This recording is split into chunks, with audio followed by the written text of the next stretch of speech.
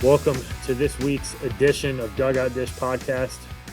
As usual, your host Andy Kirikides with my co-host Coach Keith Glasser. Keith, how you doing? Great. How are you? I'm doing great. We are once again joined by college baseball nerd and one hell of a human being, Coach Jonathan Grosse. Thanks for coming on again. Thank you guys for having me on. Had some fun last week. The last 2 weeks, I guess. Yeah, absolutely. You're now a regular on the show. Yes, you are. I keep picking winners. You guys might not ever get rid of me. So for the listeners this week, we'll give a little recap, give some thoughts of the super regionals. I guess we could divulge the success of the three pickers, and how we did last week, and then we're going to break down the World Series and see if we can't come up with how we think this thing's going to unfold. So, quick recap. Coach Glasser, I believe you were 6 for 8 last week. Yeah, I was a caught fly ball away from potentially being 7 and 8, but can't live in the what ifs. Coach Grosse, I believe you were 7 and 8. Is that correct? I was actually 8 for 8. 8 for 8? Get out of here. Wow. Well, that's why we got you on here. But I also was a caught fly ball away from potentially being 7 and 8. So you just don't know, right? That fly ball fiasco, which I'm sure we'll touch on, that made me 7 and 8 on the weekend. So overall, I think a pretty good performance out of the crew here. So let's kick it off with some recap stuff. I'd love to hear your guys maybe like 2 or 3 thoughts, 2 or 3 takeaways from the supers that you thought were interesting. Keith, why don't you kick us off? Wake, again, just rolling through. I shouldn't say rolling through. The game 1 was pretty tight. They won 6-5, but they blow it open in game 2, and it really wasn't close. They pitched really well. Their offense showed up and showed out. It's seemingly, there was not a scared swing in that lineup. Date 2, which was super impressive to watch them do against a really good Alabama team. The Oral Roberts and Oregon game, that series was amazing. I'll be honest, I didn't catch much of the Tennessee Southern Miss with all the rain delays there. But the 2 other ones I'll touch on, I thought it was rather bold of Indiana State to throw off in game 1. Given the fact that I think it's something like 70% of super regional winners win game 1, to kind of throw your guy who was really, really good this year off. He threw okay in game 2, but they go 2-Q. I thought that was a little bit of a bold move. And then the Stanford Texas regional super I thought was amazing. 3 really good baseball games. It was a heartbreaker to watch last night. I stayed up. I think all of us stayed up watching it because we were all texting each other. My lone takeaway on this, not my lone takeaway, but this is my hot take, I should say, on this super. With the way that it ended, and it happens, right? It happens in baseball all the time. You see it, it's twilight, ball goes up over the lights, can't find it. We've seen it, all of us have seen it a bunch. My hot take is that game should have never been finishing up in that time frame. It's a Monday, you're on the West Coast. That game should either be played in the lights the entire time, or it should have started at like 3 or 2. Because there's really no other games going on. Like that shouldn't be a fact. Now, I'm not saying I'm not saying Texas wins. I'm not saying Stanford loses. Like it's just how it ends. I just feel if I'm playing a winner take all game for Omaha, that game should be played in all daylight or all nighttime so that you don't run into that issue where you have lights and things of that nature that could come into play late in the game where it does matter. And it did. But that's kind of my hot take from that. And, I'm not bitter about my pick. That's just, I felt horrible for those kids. Like that's like after to watch, I think I texted you guys like 2 pitches before it ended. I was like, this game has been electric. And then that's how it ends. I'm like, wow, what a heartbreaker for these kids. And like you see them, they're crying on the field. I mean, this is what these kids work for all year, and to kind of have it end on somewhere like you just don't even see it off the bat is like, why are we playing at that time? Like, let's play all daylight or let's play all at night. And we probably mitigate that outcome. But those would be my three takeaways there. Yeah, I think I would agree with you on the hot take. Yeah, it sucked to watch it happen like that. I think we at least get to extra innings. But yeah, that was a tough one to watch. That was an unbelievable game, but certainly a tough one to watch. Coach Grosse, I what do mean, you that got? right fielder for Texas. He was an absolute monster, and he's been a monster for 6 or 8 weeks now.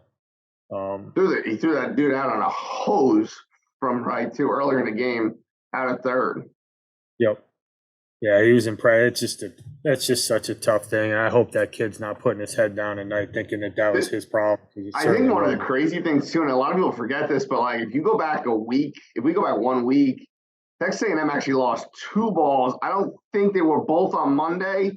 I think one was on Sunday in the winners bracket, or I'm sorry, the first game of the final, the regional final. But Texas A&M lost 2 balls in the light, last weekend. So it's not that uncommon, right? It's not like this is a once in a lifetime thing. Like it happens all the time, obviously. And then again, we saw it, 6, 7 days before, 8 days before.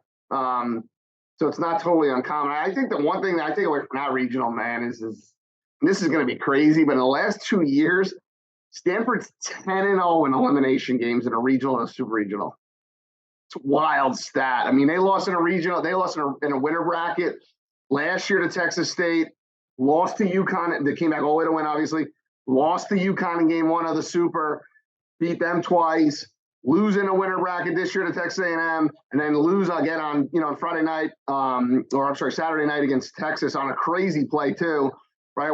Where they win that one and they come back again and win more. So 10 in a row for Stanford the last 2 years. Pretty wild stat. I mean, very rarely do you see something like that.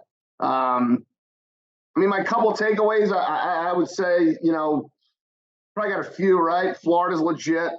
Virginia's legit, obviously losing that first game. But I mean, how about the Golden Eagles, man, coming out of Oklahoma City? I mean, and again, I know I was, fan number 1 probably last weekend. Everyone's going, he don't like the Pac-12, whatever. But to lose the way they did on Friday and then come back and win, that was the most impressive thing in the entire weekend for me. You beat Widener, you beat Denton, basically. I mean, you got a 2-run lead in the 7th. You got your 2 big dogs. We talked about 100 times with their numbers. Denton's finalist for the closure of the year. Like this is the way they're going to win, right? Like, and then they lose, and then they come back and win the next 2. I thought that was so impressive. Obviously, you feel for Indiana State. I still believe, and I know I said this last week. Different scenario. Obviously, it's stuff out of their hands, but if the Super's in their building, is things different. I will say this: TCU, and I know we talked. All 3 of us talked about this last week with being very cliche, right? Like of course, everyone's playing their best right now, but goodness gracious, between TCU and Wake, is there anybody better in the country playing right now? I mean, the way that they're playing, they're just on a rampage. Those 2. Wake, obviously, like I hit on. Stanford, we just hit on. LSU, here's the one thing that I'll say, and I think that actually it bodes well for them better in Omaha than it actually did this past weekend, but they did it this past weekend. LSU used 5 pitchers all weekend. With the rest days in Omaha, they can probably get away with almost that. You may have to go to 6 or 7, but and I know we all kind of hit on that bullpen, and it could be a concern, obviously. But the Guidry kid, I mean, goodness gracious, got 2 wins actually, I think it was. He's pitching his butt off. Obviously, you got the best pitcher in the country in Skeens. But with the rest in Omaha, you can kind of get away with that. And maybe get to a final, and obviously then you just push the cards all out on the table. And then Tennessee, I mean, goodness gracious, right? They lose game 1. Hats off to Coach Berry at Southern Miss, had a heck of a career. Did things the right way, did it out of mid-major. They had a phenomenal year, but that pitching for Tennessee kind of flashed, I think, what everyone thought they could be in the biggest stage of the year. Yeah, they certainly look scary right now. I mean, I don't think Chase Burns is lacking any confidence at this point. Just ripping 102-mile-an-hour freaking flame balls coming off the mound with a ton of emotion. Like, they're a scary team right now. The other one that's sneaky with them, people forget about him is the Seth Halverson kid, the Missouri transfer. He threw 4 innings, and I know they lost on Friday, on Saturday. But he was a Friday guy at Missouri last year. A lot of people forget about him. He threw in relief on Saturday, 4 innings. Man, that's pretty legit to have a Friday guy, a year ago, kind of in your bullpen. Yeah, they're definitely peaking at the right time. Like, they look like the preseason top 5 team that they were slated to be. They seem to have a little bit of a chip on their shoulder too. They're playing really good baseball. A couple takeaways for me. The Southern Miss Tennessee series, it was a great series, and Tennessee certainly earned that going into Southern Miss. I thought the scene after Game 3 was pretty awesome and a little bit heartwarming to see. Standing ovation for Barry. You got the Tennessee players and staff tipping their cap to that guy. Just a really classy move, from Vitello and in the balls and how they handled that. And, I think that's some of the really cool stuff you see in college baseball. And that was really impressive to me. Stanford game against Texas was incredible. Chase Loomis, that kid's changeup is, if you're a high school kid watching, that's what a plus changeup looks like. He could throw it in any count. He looked like prime Johan Santana. He looked like the NCAA version of Cy Young, Minnesota Twins Santana, where he could throw that changeup any pitch. You could tell you it's coming, and you still couldn't hit it. Really impressed with him. And then, the Oral Roberts, those dudes are tough and they're good. The lineup grinds out at bats. They got some juice. Jonah Cox is electric. Their shortstop's a really good player. Made a couple nice plays. Grinds out at bats. He's got a little bit of juice. And that bullpen kind of sets him apart. Dalton Patton, there was a couple times where it looked like it was going to get away from him a little bit, but just tough kid. Pounding the strike zone, challenging guys with that 93, 94. Really enjoyed watching him throw. And I think that the back end of that bullpen, Patton being able to close them out and then being able to get a little bit of a cushion there, I'm curious if that's going to matter come World Series time, because they've leaned on those guys a lot at the back end. And for them to not have to throw on Sunday, I think rest at this time of year is important, especially for guys that you've leaned on quite a bit. You look at a kid like Tanner Hall, who came back, and man, is he fun to watch. And I'm going to be really curious to see what his pro career looks like, because it's a legit 3-pitch mix, nothing straight. The command's awesome. The composure is awesome. But I think that outing last week probably kind of paid its toll a little bit on him. And you could see him start to lose a little bit of life on some pitches. Wasn't quite as precise with the command as he got into those middle innings. And, the game ultimately got away from him a little bit there. But I think some of that rest stuff's going to be really interesting going into this, like Wake being able to finish up in 2, Florida being able to finish up in 2.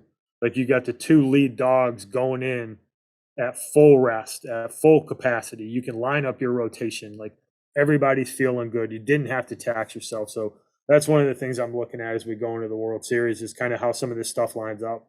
Yeah, and I think I saw a tweet today, the Wake, Stanford, Tennessee, LSU side has to be one of the most loaded Omaha brackets we've seen in a very long time. That's preseason 1, 5, 7, and 8. But on the other hand, right, you still got Florida, UVA, and TCU might be the hottest team in the country. Like I said before, I can't remember. And I know we said this on our pre-show. We were talking on Sunday and Monday, we're going to have Florida, UVA, LSU, and Tennessee. 2 of those 4 teams are going to be playing an elimination game on Sunday and Monday, respectively. I mean, goodness gracious, like what? It's incredible. It is. And like these games are going to be phenomenal to watch. Like there's no ifs, ands, or buts about it. So let's get into the World Series here. We'll start off with the Wake, Stanford, LSU, Tennessee bracket. So you got Wake and Stanford, and then Tennessee facing LSU. Let's start with the Wake Stanford matchup to start. I mean, my big question is who's Stanford going to run out there? Like, probably can't run out their lefty again. Like, he probably is going to need a little bit of time. I don't know. That kid seems to just give me the ball. Right? I know there's a lot of controversy around the number of pitches he's thrown, and I'm sure people have their different stances on it. But I'm sure that Coach Esker didn't throw that kid out there without knowing exactly what that kid is about and what is important to that kid. I laughed at the quote he said. He said that Coach Esker was going to wrestle the ball out of his hand if he came out to go and get him in the night. I love it. It's amazing. He just seems like that kind of kid too. Like we all coach at high academic schools, and he just seems like one of those kind of kids that, you know, he's a Stanford kind of guy. Like, you know, he's really smart. You know, he's really, cerebral, and he was a treat to watch, especially in that post game interview. Oh yeah, I mean, he's writing 25-page papers and doing presentations before the start of a super regional. Like, and then he goes out and punches 16 guys. Like, it takes a special kid to accomplish that in that setting, you know, under the pressures of being a student at Stanford as well. And I mean, one of the things that I'm not sure enough people are talking about is that he easily could have gone in the draft last year, and he said, "No, I'm coming back to school." That kid's he's probably a top 5 rounder last year, and I'm assuming he'll probably be a top 5 rounder this year. But that kid's back for a reason, and I think the tenacity he showed, and I know people have their stances on the arm care stuff, but I think it's a little bit different. I think this is a little bit of a nuanced conversation around a 21-year-old who wants to get to the College World Series. I think it's hard to quantify how important that moment is for somebody that age. And yeah, in a perfect world, you don't throw them that long, but I mean, hats off to that kid. I agree, but at the same time, and I'm not excusing this. I mean, I never had somebody go that high. But at the same time, you got to remember, like, we're 17, 18, 19 weeks into this season, plus, their coaches and these kids know what they're doing. Like, these kids are built up. That's not to say they're built up to this week in and week out, but kind of the whole progression is to get to this part of the year, and you're in a really good space physically to be able to do something like that. And it's not saying that you're going to do it every time, but you don't get to, you don't win 10 elimination games and get to Omaha in 3 straight years and have the success that they've had at that place and not really know what makes your guys tick and know that he is still going okay. Because we all know, like, if the ball's not coming out clean, you're coming out. Like, you might have to wrestle it out, and that's fine. But if you have to go out there and protect the kid from himself. But if it's coming out clean, he's getting outs, then let it roll, man. Like, this is what we're built up to do. So I see both sides of it. I just, I don't necessarily think it's as big a deal as, say a 16-year-old who's being run out there doing that all the time. Like, that's a far bigger issue in my personal opinion. But in regards to the game, I struggle to see how Stanford is going to be able to keep that lineup down. I mean, we touched on it. I touched on it last week. I think they even ticked up after this week with the amount of free passes they give. I mean, they have 309 walks this year. They're averaging 8 free 90s per game. If you're going to give Wake Forest 8 free 90s where they literally have to do nothing to get guys on base, they're going to cash those runs in. Stanford's offense is pretty good. There's some professional hitters in that lineup, but good pitching beats good hitting any day of the week. So, I just don't know if you end up, I don't think you can go slugfest against that pitching staff and you're going to have to score a lot of runs if you're going to give up a lot. I mean, there was a point we talked about in the pre-show, like there was a point in time where they got into the bullpen and their approach was literally just take.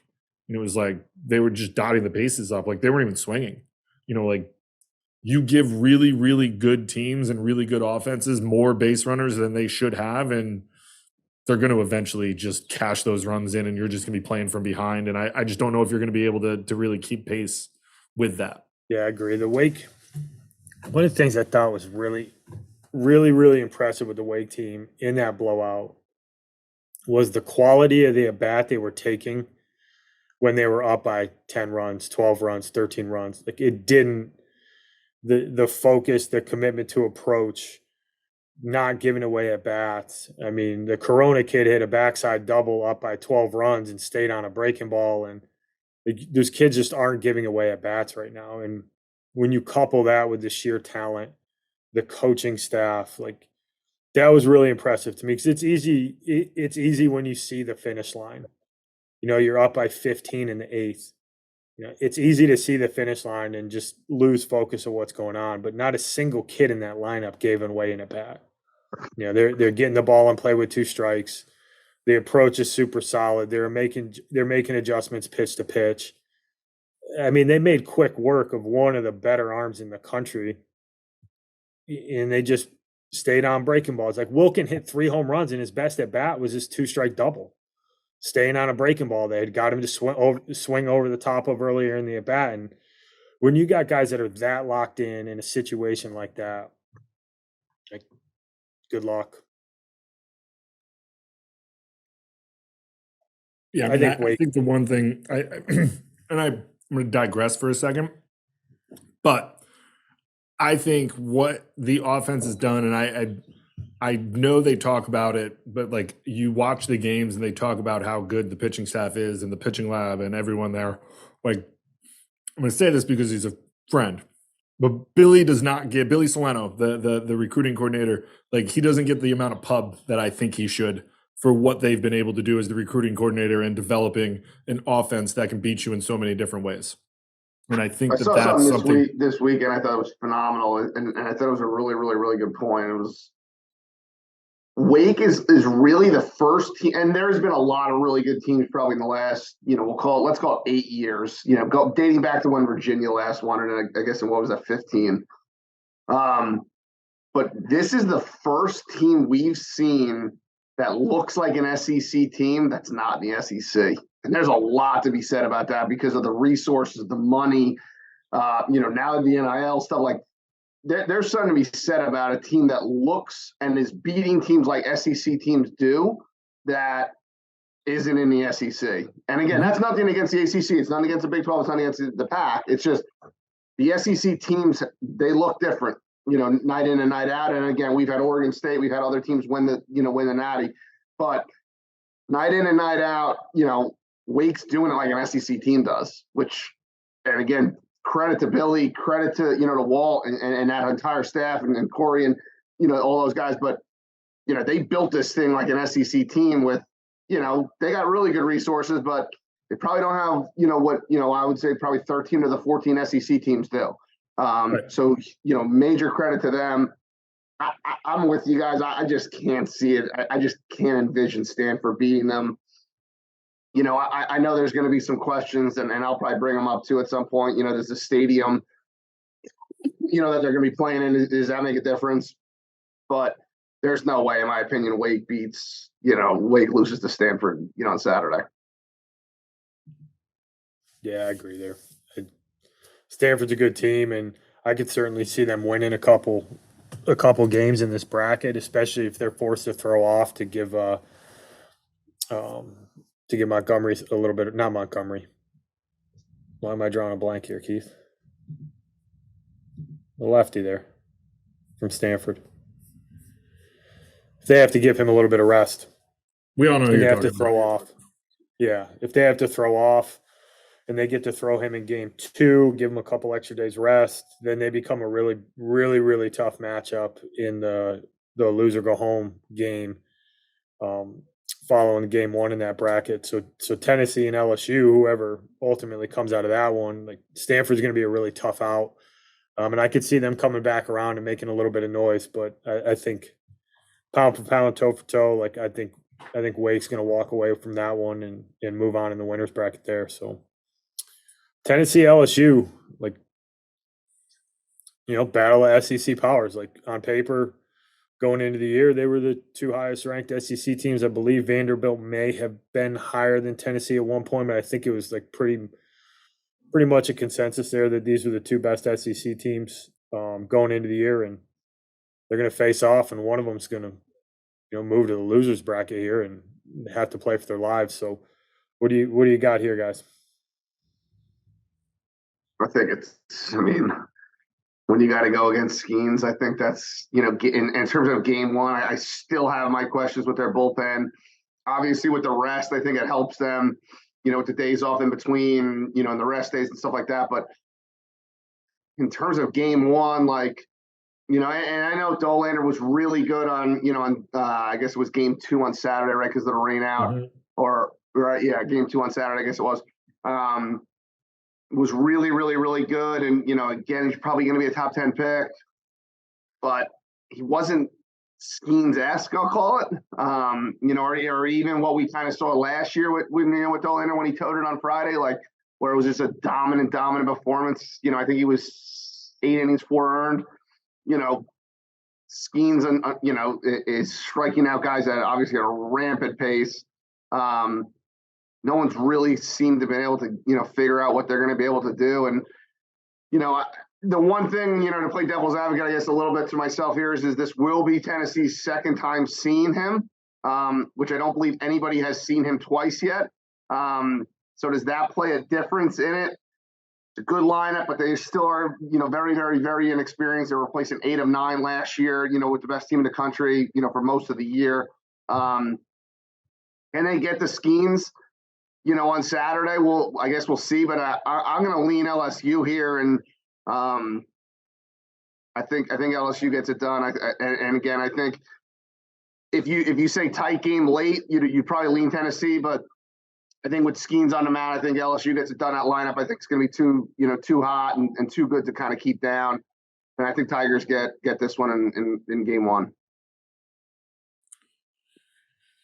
Yeah, I agree. I don't really disagree with anything you said. I do think the interesting thing is that this is going to be the first time that someone's going to get Skeens the second time. And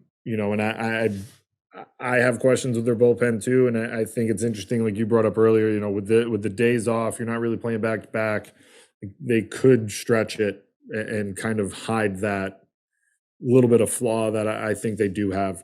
I think Tennessee is they're far better, obviously, than where they were when they played earlier in the season against these guys. But I mean, I just don't know if Skeens is on. Dude's got a 1.7. He's punched out almost 200 guys in 100 innings. If he rolls it out there, for 5, 6, 7, if he gets out there in the 6th and 7th and you got a lead, like, I have to believe he's going to pitch into the 8th, and you're going to have to really score 3, 4, 5 runs because that offense is good. I mean, that really wasn't close against Kentucky. And Dolander is really good. I know he's had a down year. I think he's thrown a little bit better in the playoffs than he has, previous to this. But, I have to imagine they're going to throw him in game 1. I don't know if they will, but it could also turn into a little bit of a pitcher's duel. But I like LSU's offense more than I do Tennessee's in that game. So I'm going to lean LSU too. Yeah, I'm on the exact same wavelength as you, Keith. I think this really just comes down to, I think LSU's offense is a little bit better, right? With Cruz and Tommy White and the collection of guys that they have that have been able to do it all year. I think that's a difference. The one thing to pay attention to is Dollander's coming off a pretty good start, and the stuff's electric, and he has the ability, just like Skeens, to just absolutely stuff it on you. And to Jonathan's point, if this is a tight game late, I think it tips towards Tennessee. You can bring in Burns, you can bring in Harbison, and you have the ability to really throw some high quality guys. Not that you need to sell out to win game one, but if it gets to be a 3 inning game at the back end, then I think it's Tennessee's game. But I'm counting on Tennessee being able to get a couple runs up early, and Skeens being able to settle in and taking some of the pressure off of that bullpen. So I'm going to go that route as well. So I think we all got Wake LSU for the winners bracket here. And for me, it's Wake. Like, I just think the better pitching, the offense is better. I mean, I'm on this train. I said it on the first show. Like, Wake's, I think the only thing that scares me about Wake, and it's not even something that scares me, but it's probably the only thing that you can bring up, is they haven't played bad all year long. Like, they have been good from start to finish. Like, maybe one little blip here on a midweek game. Like, I think they dropped one to Coastal, and I think they dropped one to Elon. And, like, obviously Coastal's really good, and Elon had a really good year. But outside of those, I think they redeemed themselves with 2 complete ass whoopings of those 2 teams later on in the year.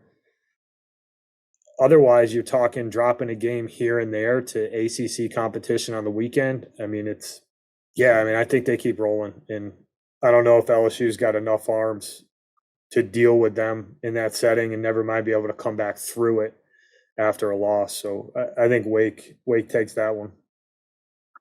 I'm going to be, I have a funny feeling I'm going to be kind of in the minority here. I'm going to go with, and I was a huge question mark with the Tigers last week, and I know I was, but I'm going to actually go Tigers here. I think the rest helps them. I think that's the first thing.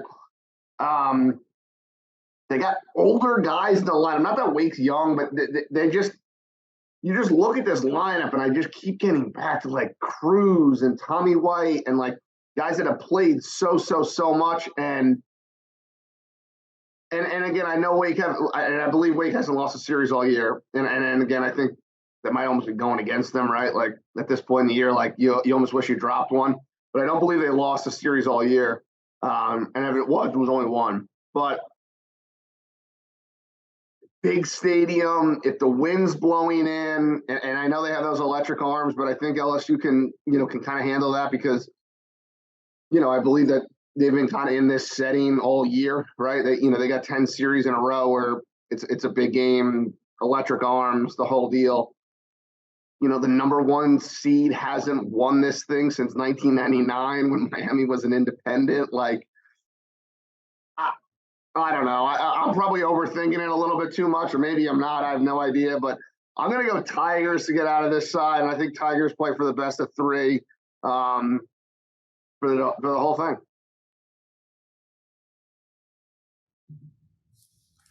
Coach Glass. I'm going Wake. I think there's a very compelling case for LSU, but this is what you get when you have these teams playing against each other. I do think there could be, you can get on the bandwagon of, they haven't lost, they've won all these series, like they're bound to, blah, blah, blah, blah, blah. But on the same hand, like they keep winning. They've done what really good teams are supposed to do every week, which is win series. You get into the regional, you roll through it. You get into the super, you roll through it. Like, they can beat you in a multitude of different ways. They can defend, they're fielding 9-80 as a team, and I think that, like, I know LSU faces really good arms week in and week out. Like, that's just, we know that. But the ACC, like, yes, it's still really good baseball. Wake has a staff average, batting average against of 203. Like, I mean, that's absurd numbers this day and age. And I just don't know, like, LSU can hit, yes. And are they going to pitch to that average? No. LSU is going to be able to swing it, and they're going to dot some bases. They're going to probably give up more runs than they're used to doing. But I just don't know if they have the arms to hold down an offense that can beat you in a multitude of different ways. Like this offense, in my opinion, is built to win in an Omaha type setting or in a super regional or in a regional because there's so many different ways that they can beat you. They can lose it, they'll hit doubles, they can run, they can bunt, they can do a multitude of different things. They can constantly put pressure on you that forces you to have to make a lot of different decisions, which ultimately is going to lead to them scoring a couple more runs. So, I have weight coming out of this side. I like I said, I think, it's a hard decision because it's like both of these teams are absurdly good. I just think ultimately you have a team who's won all year long, and I just like you've learned how to win, and you're just gonna like the goal is that you continue to do this in Omaha all the way to the end. So here's my one question with this, and I think this will be best case scenario for everybody, right? So if Wake gets out of the winners bracket and beats LSU on what would be Monday, and let's say LSU can get past the winner of Tennessee and Stanford, we would have Skeens on 5 days rest. Obviously they would have to win twice in a day, but you would have Skeens on 5 days rest against that Wake offense. I mean, if you're selling tickets, there's nothing better than that, right? Like no. And then winner advance to a winner take all, and you would probably Ty Floyd would be probably on short rest. So I don't, maybe you go get your, obviously, a lot of things have to happen, but just to throw that out there, how cool would that be on, that would be on Wednesday or Thursday, I guess it would be. Yeah. You'd have a, I guess whatever you want to call that side final. And it would be Skeens with a loss in LSU to beat Wake twice. Oof. Yeah, that would be a good one. I think Matthews, if Stanford does this, if they throw off and Matthews comes back for game 2, I think Stanford comes back to play Wake. That's my hot take here in this, my bold projection here in this bracket is that I think Stanford loses to Wake. If Matthews throws game 2, I think Stanford gets through and goes and plays Wake, and then Wake moves on. I mean, you got to be concerned with LSU with who they're going to start game 3. And obviously a lot will be determined if they were to win and you get that in that winners bracket game. Does Wake blow them out? Is it tight late and you lose late? How does it kind of happen? I think that will be a huge, huge, huge part of this. And again, with the rest, you're going to have a little bit of flexibility, but I think you're right. I think Stanford, and I mean, even Tennessee, right? You could roll Halverson, you could roll Burns maybe in a starting role in that third game, depending on how kind of things shake out. Both of those teams are super, super, super dangerous. And, I think this side, especially, nothing against the other side, because I love, Oral Roberts, but I just think all 4 teams could win this side easily, and I wouldn't be shocked. I think one of the interesting things on this side is going to be, what does Wake do with their pitching? Right? Because you've got, Lauder and Hartle threw on schedule, but your number 3 guy didn't throw at all this weekend, and you don't want him going 2 weeks without throwing. I'm sure Corey's got a plan, and they're going to make sure that he's 100% ready to go. But it'll be interesting to see how they do that with their starters. Do you bump Hartle back and plan on throwing him game 3 to sneak in another start with your number 3 guy? Or do you just stay on schedule and, put some sort of simulation to make sure that guy has that competitive environment to throw in and he's not going to have to shake off any kind of rust? Because at this point in the season, taking a couple. You can't throw off. I mean, you're talking about Ty Floyd and right, we're going to say Dollander goes against, LSU on Saturday. That's Andrew Lindsay, who's thrown basically Friday for the last month for Tennessee. You can't not throw your guy. You got to go with that to get to that winner's bracket. Because that winner to get in that winner's bracket, that's huge to not have to get beat twice. You know what I mean? Yeah, I'm thinking more about Wake and what do you do with the fact that your number 3 guy didn't, he's going to go. No, I'm with you. I'm just saying, I don't think you can push back you can push up your 3 and not go with your guy in the 2 spot when you could potentially be facing Ty Floyd or Yeah. Andrew Lindsay. Yeah, I got you. I got you. You know what I mean? Like, I just think you can't mess around, and you just got to go with your guys, and we'll figure out game 3 when we got to figure out game 3. Yeah. No, that's a And good then, point. like you said, though, I think that is a good point, though. Like, and Corey's gonna obviously have to have a big plan with that. Is like, because you got an extra day of rest, because it'll, you're gonna have to win that extra. The other teams want to win that extra game if you do win the first 2. Like you said, you're gonna be close to 2 weeks off with that guy. That's a long time to not pitch. Yeah, I'm sure they've mapped out every possible scenario. And I'm wondering if they have a plan, like if they face LSU, maybe there's some numbers that they have that say, hey, a righty's going to do better against that lineup with their pitch mix. So maybe you do push Hartle back to start, or if they face Tennessee, maybe that lineup, maybe there's some numbers that show them, hey, this guy's going to have a better chance at being good in this situation. So I'm sure they have a plan. It's just, that's one of the things you don't really plan for, but it is a factor. I mean, to your point, like you're a pitching guy your whole career, you pitched in college, like 2 weeks off is never a good thing. You always got to make sure that there's some juices flowing at some point. So it'll be interesting to see how they handle that. All right. So we got a little bit of a split decision there. We got 2 Deacons and 1 Bayou Bengal. Let's move to the other bracket. We got Virginia TCU, Florida Oral Roberts. I've been on the Florida train, but I'll leave this to the end. But I've been on the Florida train, but I'm going to switch gears for this one. And I may or may not have a valid reason. And I may have also socialized some of my thoughts with one of our good friends. And he brought up a point that I just can't get out of my head because I think it's really valid. But I'll leave that till a little bit later. What do you got here, Coach Grosse? Hey, Virginia TCU. This is a good matchup. No, Virginia, Florida, right? Or am I wrong on that? Virginia, Florida, TCU, Oral Roberts. I stand corrected. I apologize. Sorry. No, you're good. Maybe if someone wasn't swimming in your head, we'd be all right.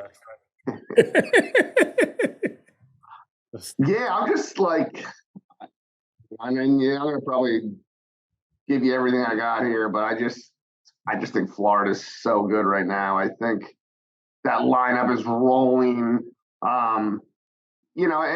And nothing against South Carolina. I think South Carolina had a phenomenal year. I think, Coach Kingston and his crew did a phenomenal job with that roster. Ton of transfers, ton of guys that were, portal guys, guys that didn't have success in other places, even within their own conference. But and Florida won 5-4 on Friday afternoon or Friday evening, but you just never felt like it was really ever that close. And I'm going to go Florida here, and UVA did a phenomenal job. I mean, obviously Geloff hit that ball. I mean, I was watching it live. I thought it was out for sure. I know the 3 of us were texting, and we're like, "Oh my gosh!" I thought that was out by a mile, and and the dude from Duke, catches at the wall. And Virginia, it was like, you like poked a hornet's nest. I mean, what they did the next 2 days on Saturday and Sunday. I mean, they stopped Duke 2 times in a row. I want to say it was by 10 runs on both of them. But both games were not really close at the end. They've done a phenomenal job. They pitched it well. They have a lot of depth. There's just something about this Florida team that just seems super, super, super complete to me. I don't know what they'll do against UVA, but and I laugh because I was on this. I was saying this earlier. I love Skeens, and Skeens is a dude. But I mean, Hurston, Waltrip for Florida, my goodness, right? I mean, I don't know who pitcher 2 is in the college game right now, but I would have a hard time, arguing against that dude because he goes out there and it's just like wash, rinse, repeat. I mean, he made South Carolina look silly on Saturday. So I don't know if they'll go with him against UVA, but I'm not worried about it. If I'm Florida, I think, their Friday guy, the guy who threw on Friday is a really good option. Obviously, you have Brandon Neely in the back end, who is a handful. And again, with the rest, again, we kind of keep hitting on this. You can make these games really short. And if you got 9 outs to go and you got a tight game, well, I don't care who it is, but if you got Brandon Neely in the back end, I'll lean you, every time. So I'm going to go Florida here. Nothing against UVA. I just think Florida's freaking really, really, really good. Coach Glass. Yeah, I think this is probably one of the harder games to pick, at least for me. I thought what both teams did this past weekend was super impressive. I mean, like I agree, Jonathan. Like I watched some of the Florida that like it, even though it was 5-4, like that series never really seemed like it was ever going to go in South Carolina's way. Virginia, I feel like he hit that ball, and I texted my buddy who's a Duke. He played at Duke, and I was like, "You thought that ball was out? Like, don't you lie to me?" And he was like, "My stomach dropped." Like but they came back and they just absolutely steamrolled Duke. The next two games. I'm gonna lean Virginia here, and really it's my lone my two things that the two reasons I am.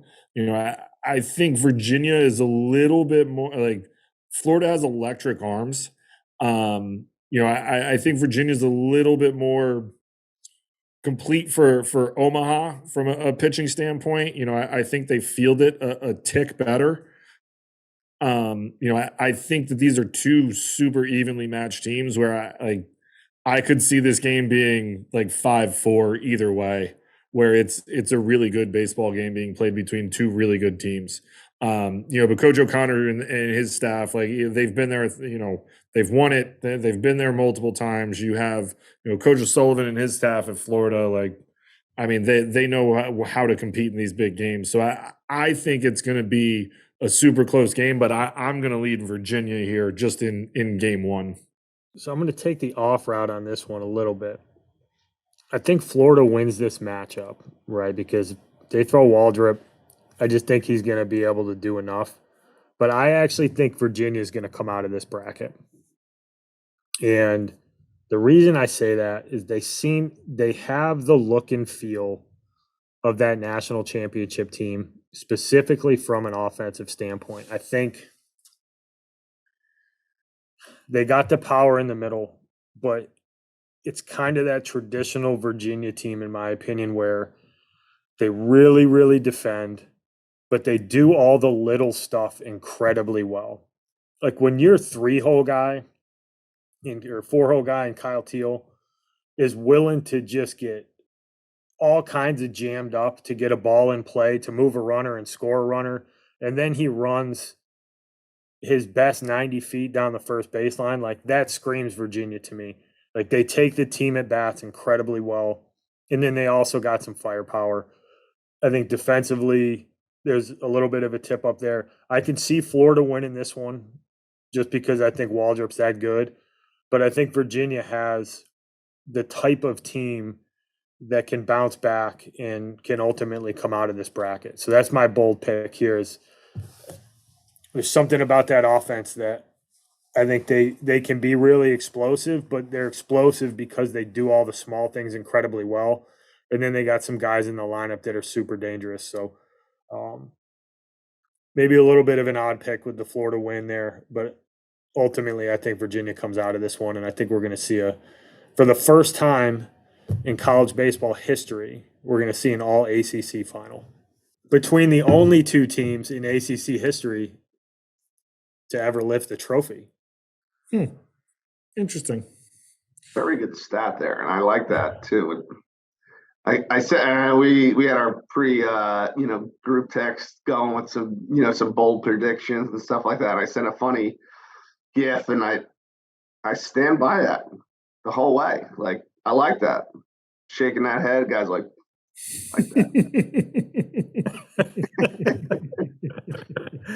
that. That's gonna be a really good game, and I think it comes down to those two at the back end of this, regardless of who wins that game. As hot as TCU is right now, I think those are the two teams who are going to play to move on and get to the final. But let's move on to TCU, Oral Roberts. Is this where the Oral Roberts dream comes to end, or do we think they got a little bit more fight in them? Yeah, I think this is kind of, in my opinion, I think this is kind of where it goes to end.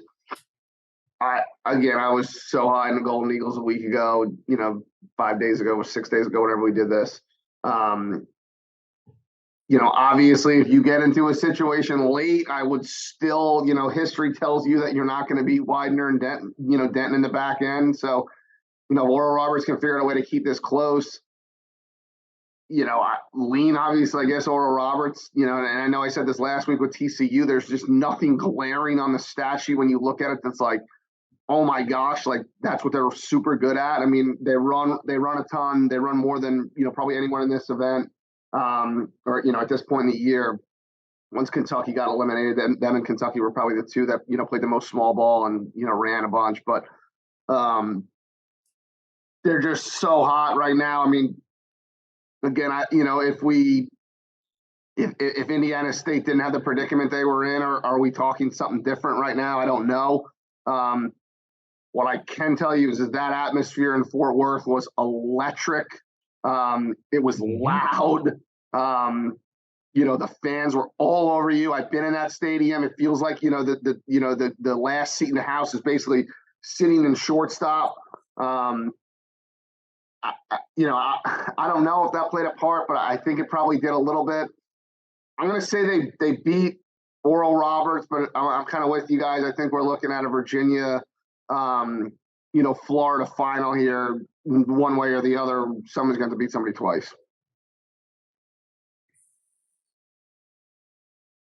Coach Glass, what do you got? Yeah, I mean, I love the Golden Eagles. I do.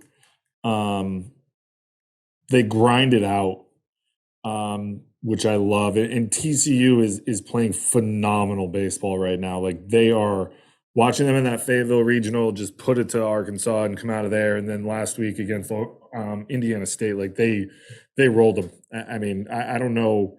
It was standing room only. There was just a sea of purple everywhere watching that series. I my heart wants me to pick Oral Roberts. I just don't know if they're gonna get out of this. I'm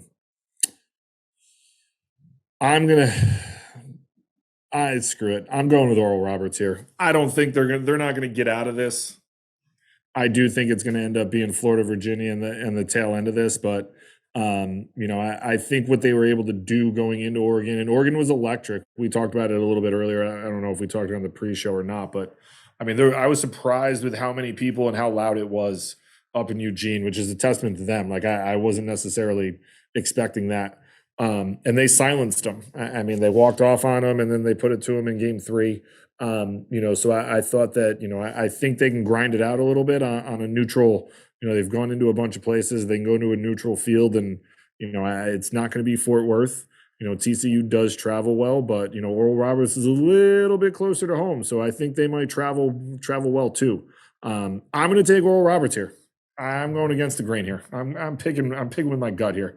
We're going to Oral Roberts in the TCU game, and then it's going to be Virginia Oral Roberts, and I think we're going to end up Virginia Florida in the winners bracket final to move on to the 3 games. Yeah, I think you made a good point, man. And I know we talked about it on the pre-show, like, hats off, man, to that crowd in Eugene. I mean, I was telling you guys earlier, like, I went on and was doing a bunch of research last week on Wednesday morning, and the first thing that pops up is that, hey, Super Regional's completely sold out, and I'm like, man, like, and I know we talked about this with with the atmospheres and stuff like that, but holy moly. They were even better than I expected, especially last night.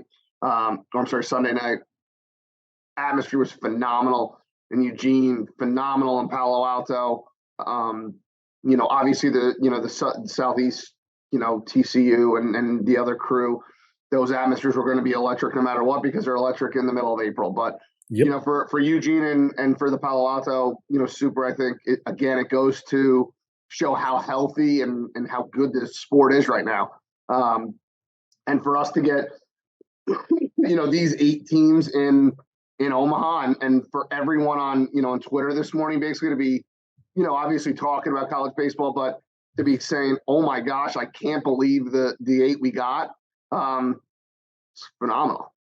It's phenomenal for the sport. It's phenomenal for us to get on here and talk about it. That, there's probably there's easily 8 teams that could win this whole thing, you know, and obviously there's favorites and obviously teams are playing well, but ultimately it doesn't matter because, you know, some teams are going to have 6, 7, 8 days off, you know, before they play again. And, you know, and now you're in a neutral site, you're in a, you know, a ballpark that's very, very, very different than really, you know, almost anywhere in the country. You know, UVA is probably the most similar, I would say, in terms of how big it is, but, you know, Rosenblatt's still bigger, or TD Ameritrade, I'm sorry, still bigger. The wind plays funny there. It can play way bigger than it even is, and it's already big. But I think it just goes to show how healthy and how awesome the sport is right now. And I think, you know, we're going into you know, we're recording this on Tuesday, but I think we're going into a stretch of the next, you know, basically 2.5 weeks or so that is going to be maybe the best 2.5 weeks of college baseball that we've seen in maybe ever. So I think that's awesome. Yeah, I got to go TCU here. I think the way they play, I think is built for this stadium, and they might be a handful in this bracket because of the way they run. Jonathan, I know you're a big fan of that, but I think that kind of game plays here. And I think it's a reason that you've seen some of these West Coast teams be able to take the title down in the past is because it's a little bit more their style, the bigger stadium, a little bit of small ball. You can run, you can really defend, you throw a bunch of strikes, you don't get beat. You know, you kind of don't beat yourself. And, you know, they're not perfectly that, but they're definitely the most willing to run and try to make stuff happen from an offensive perspective when you take a look at the numbers. So I think they move on. I think they'll give the loser of the Virginia-Florida game a handful, but ultimately I think that or they'll move on, and the winner of the Florida-Virginia game, I think there'll be a handful there, but eventually I think they lose to Virginia and Florida, and we get that Virginia-Florida, you know, winner goes to the finals look. So I think Oral Roberts are going to travel well. It's a straight shot. If you look at it on the map, just drive straight north. You're going to right into TD Ameritrade, and let's go Golden Eagles. I hope they bring the absolute thunder. I'm excited to watch them. Like, I would not be mad to get to watch, you know, Denton and Waldrop throw, or Denton and the lefty throw at the back end again. I'd love to see those guys just let it rip. They're certainly fun to watch. But I would love like a tight game in the 7th, kind of let them redeem themselves, you know, just because they didn't throw back to back, you know, or they didn't throw. I'm sorry, they threw back to back on Friday night in the loss, and then they didn't throw on Saturday and Sunday. Neither of them threw on Sunday, which I thought was pretty interesting. But to kind of give that, you know, little redemption 1-run lead in the 7th, and they go, you know, 9 up, 9 down, or face 10 guys and get 9 outs, I think would be pretty cool too. Because I'm still loving the Golden Eagles no matter what. Oh, they're fun. They're a fun group. They play so damn hard, and I think people take away from, like, that's a really talented group. Like, this isn't just some fluky thing where they're on this hot streak. Like, they got pros all over that field. And that was kind of my point. I know me and you, Andy, had talked about this. We were texting about this on Sunday night, but you know, when Stony Brook made that run in 12, everyone was so shocked at the time. But when you look back, let's say you look back in like 2016 or 2017, and you're like, Jankowski, you know, big leaguer. They had 2 arms that ended up making the big leagues, 2 or at least 2, if not 3 arms that made the big leagues. They had a catcher that made the big leagues. Like, when you look at it like 5 years later or 6 years later, you're like, well, I guess we really shouldn't have been that shocked. Like, they had big leaguers and pro guys all over the field. And I think sitting here in 2023 with everyone with Oral Roberts, I think in 2026 or 2027, we're going to go, we shouldn't have been that shocked. Like, they have big leaguers everywhere. Mm-hmm. You know, the shortstop I love. Obviously, the 2 bullpen guys, like, you know, I mean, the guy the other night that closed it out, I mean, that dude's 165 pounds. He's only a sophomore. He's 165 pounds soaking wet probably, right? Like, he's 93, 95 with that breaking ball. They just got a lot of guys that you're like, yeah, like, I wouldn't be shocked in 5 years or, you know, 4 or 5 years if we said, we shouldn't have been surprised that Oral Roberts made it to Omaha because they got all these big leaguers. It wouldn't surprise me at all if they had 2 or 3 big, and we're not talking draft picks. Like, we're talking guys who make it to the big leagues. Like, Jonah Cox is he's one of the best athletes in this whole tournament. And he certainly screams to me the kid who's just figuring out how to play. Like, he's an athlete who's become a really good baseball player, and the two at the back end, like, you could see those guys in the big leagues in a couple of years. I don't think that's a stretch, and yeah, that's the one thing that I hope that people take out of this is that, yeah, they're a 4 seed, and yeah, there's like a little bit of the Cinderella story stuff, but do not be mistaken. Like, this is an ultra talented team. This isn't some, smoke and mirrors type of stuff. Like, they rolled in and won a regional as a 4 seed, and then they go into Oregon, and they had a hiccup in game 1, but I mean, they owned that series for the most part. Like, they lost a couple innings. Otherwise, they were clearly the better team in that series. And let's not get away from it, Danny, too, right? Like, not only did they win a regional, they dominated a regional. Like, yeah, dominated a regional. You're right. You're absolutely. I mean, let's not forget, like, if we were talking on May the 10th, like, we would be talking about Dallas Baptist was a host site. They were going to be a top 16 seed. They end up kind of skittering a little bit down the stretch. They end up being a 2 seed in that regional. And, I mean, they had no issue with Oklahoma State, no issue with Dallas. Like, they had no issues at all in that one. They played bad for basically 2 innings of baseball in the last, they have played 6 games. They played 2 bad innings of baseball in the last 6 games. Like, in the playoffs, like, this is not a fluke here. No, I think they swept the series. Well, we'll call it a series, but they played Oklahoma State 3 times. They beat them 3 times. Yeah, they beat them twice during the regular season, and they throttled them at home or in the regional. Like, you don't luck into 3 wins like that against a top 25 team. That's not luck. That's because you're really good.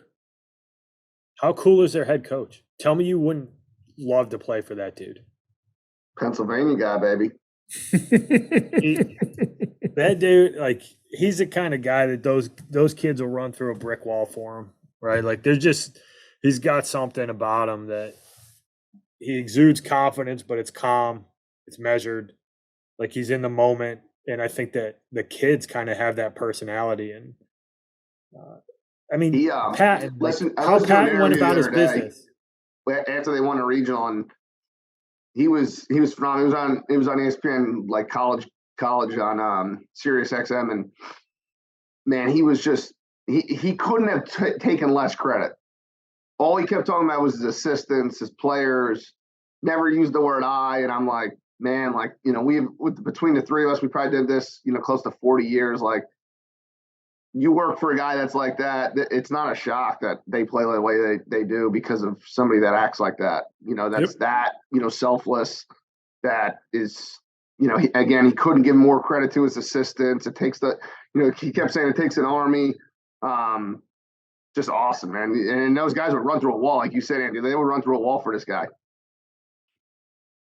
Yeah, I think you got some other head coaches that have that same kind of effect on teams, right? Like, I mean, I'm going to miss some people here, but there's 2 that really stick out to me is Coach O'Connor.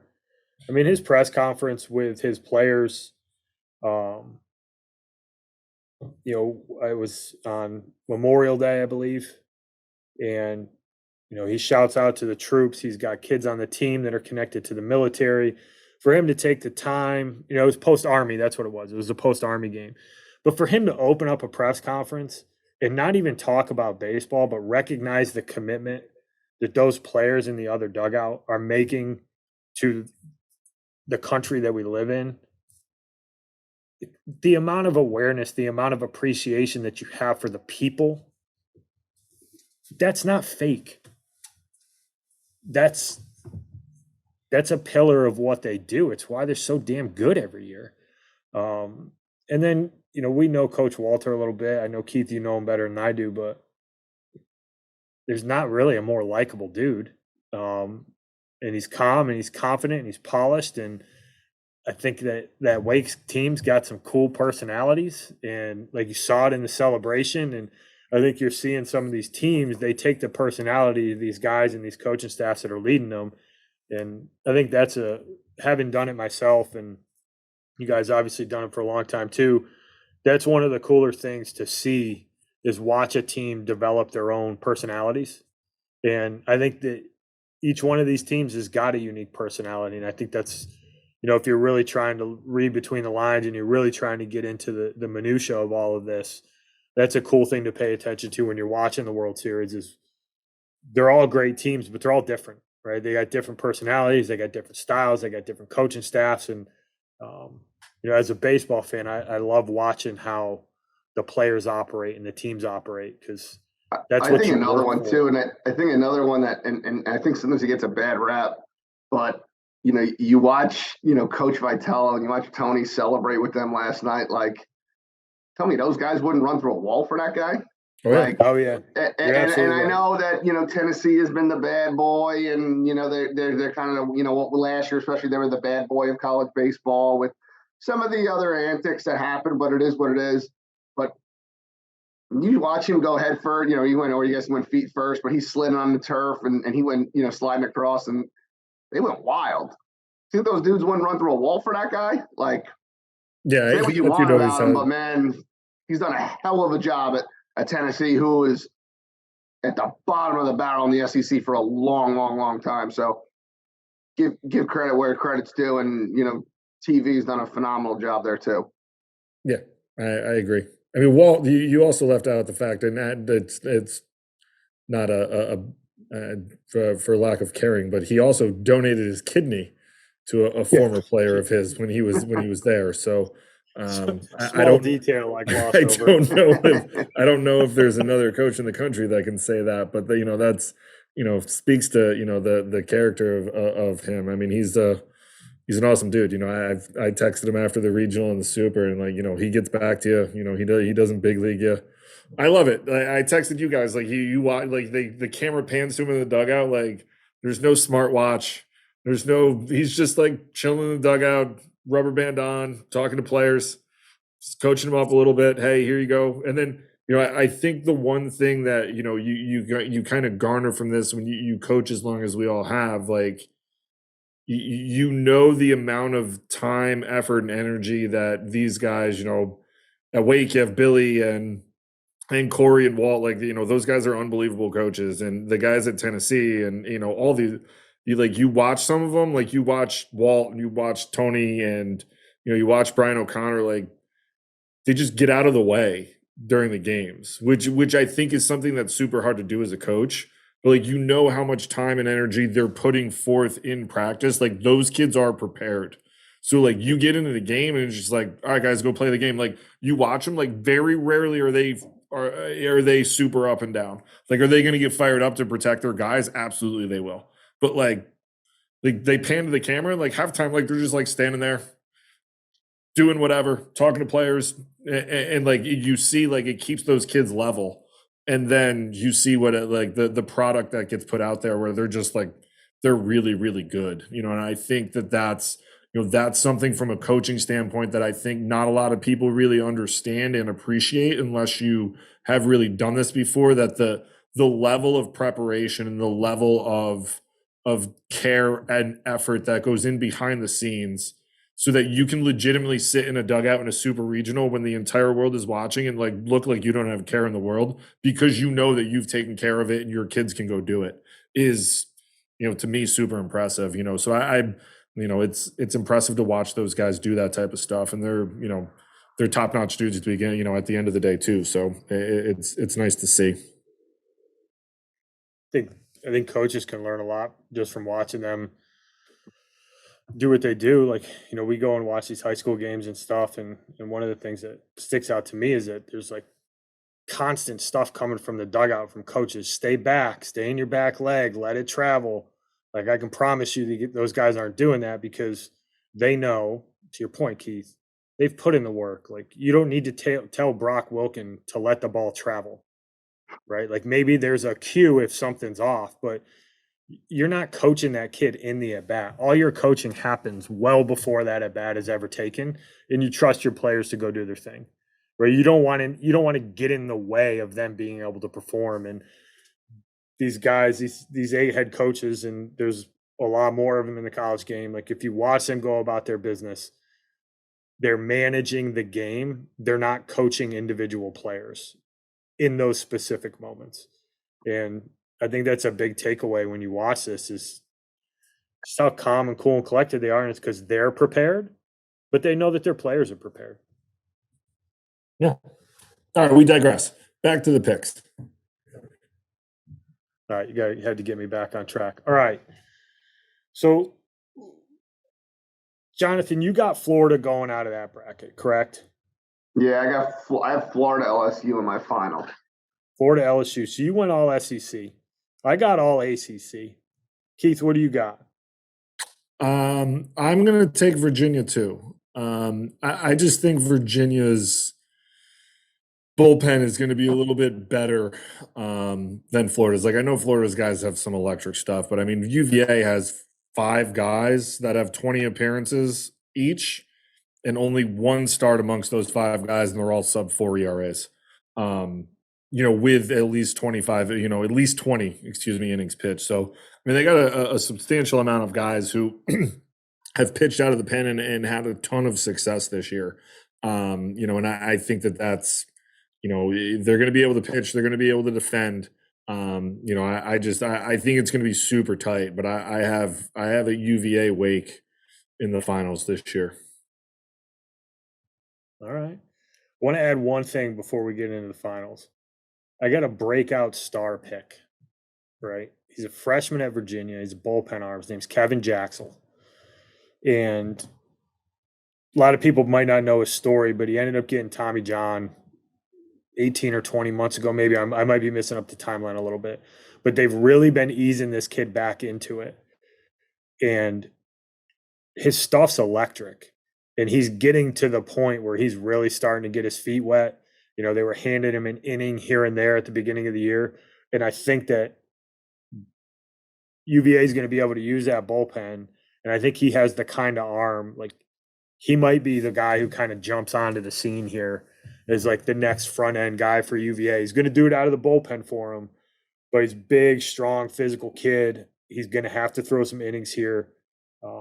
It's going to be interesting to see what a young kid like that's going to do on a big stage. And they got a couple of them there, the Blanco kid as well. You're going to have some young dudes who are going to throw big innings. And, these are, where names are made and guys make big jumps thrown in these big spots. But I was looking at that. I think Jaxel's an interesting case here, and I'm excited to watch him throw. So, Jonathan, let's start with you. You got LSU in Florida. Who's taking it home, and what's it going to look like? I'm going to go Gators. I know I predicted this a bunch, last weekend with, games going 3 games. I think this is a 3-game set. Again, if we go 3-game set, I'll lean, obviously with the Brandon Neely guy in the back end for Florida. I've already expressed my concern 2 weeks in a row about, LSU's, bullpen, but I watched Florida a lot this year, and it just seems like this is a championship type team. They just got a lot of ways to beat you. Cags will go game 3. Maybe he runs one out. Obviously he's a freak offensively as well. I just think they have enough pieces, top to bottom. It's gonna be hard to slow them down. And again, I know we've talked about the ballpark and the wind and it's bigger and et cetera, but I think they have a lot of ways to beat you. And again, I've watched them a lot, and it just seems like there's just not a lot of holes. And if you're going to have to beat them 2 times in 3 games, I don't know. There's a lot of teams in the country that can do that. And again, you'll probably get schemes back depending on what would happen with, if they get in the winner's bracket. Obviously, that presents a handful in game 1. If you do have him game 1, you would have him game 2 no matter what, again, because of the rest stuff. You're looking at 3 games no matter what. But, Waldrip, I really, really like Waldrip. Again, I think he's like pitcher 2 in this college class. Like, I'm going to go Gators. And I think Sully and co, hoist the trophy again. Tough to argue with that. Coach Glass, where are you going? I'm going Wake. That was my pick the first time we did this. I think my original pick was Florida Wake, but I wavered here on Florida. Obviously, there's a lot of compelling arguments you can make for all 8 of these teams. I just thought, after they poked the bear a little bit, the Dukies poked them over the course of the weekend, and the Virginia responded the way they did. I was super impressed with how they played that entire weekend, and they pitched it, and they scored a ton of runs. And held down a Duke team that was actually playing really, really well coming into that. So, I just think that it's going to end up Wake UVA. I have Wake in the, winning it.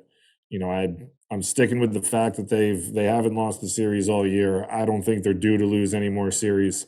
I think that they're a super special team that has learned to win, whether it's going to be tight or it's going to be a blowout. And I think that they're going to be able to do this against, they've done it all year against some of the best teams. They're going to continue to do it, over the next 2 weeks.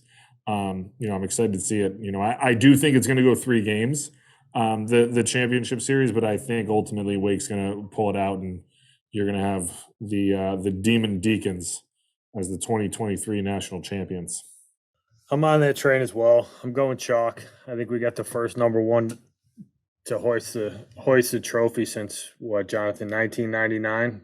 99. Miami was an independent. Yeah, they were the 1 seed though in 99. So you guys are both going that way.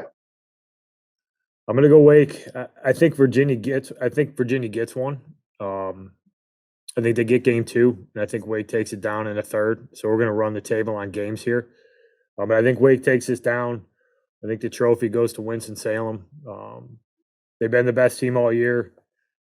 There's no reason to think that they won't continue to be with the depth that they have offensively, the depth they have in that staff, how well they're coached, how well they're prepared. It's just too hard for me to bet against them at this point. So I'm going Demon Deacons. Maybe Chris Paul and Tim Duncan and company will show up and check it out. We'll see what happens. I saw that Tommy Hawk told Chris Paul he's got a ticket waiting for him at the Super. I don't know if he took him up on that or not, but I thought that was a great tweet. Tim Duncan was a Deke too, wasn't he? Yeah. Did you say that? Did you just say that? I heard. Speaking of alums, I heard a funny story today. I was listening to a guy on ESPN College on Sirius XM, and he was saying that he was at the Stanford Super last night, and he was hanging out with Andrew Luck, and Andrew Luck was going wild when they won. He was at the Super game last night when Stanford won it. So I thought that was pretty cool. That's awesome. Who do you call it? I didn't know that. Who's the GM of the Niners there? Come on, Keith. John Lynch. John Lynch. I didn't know he played baseball at Stanford too. Yeah. I was unaware of that. And they showed him out like game 1 or something. I thought that was awesome. Yeah, they got a pretty long and distinguished alumni list from an athletic perspective there. But yeah, John Lynch, obviously, he's the best GM in the NFL. I think that goes without saying. He's got 3,000 miles away. I might argue with that, but that's all right. Just locked up a future Hall of Famer, maybe the best to ever do it. We might have to do a random podcast about the NFL football season. When I couldn't. I say it all the time. If the Jets made the Super Bowl, it'd be the worst day of my life because I'd be miserable until 6:30 all day.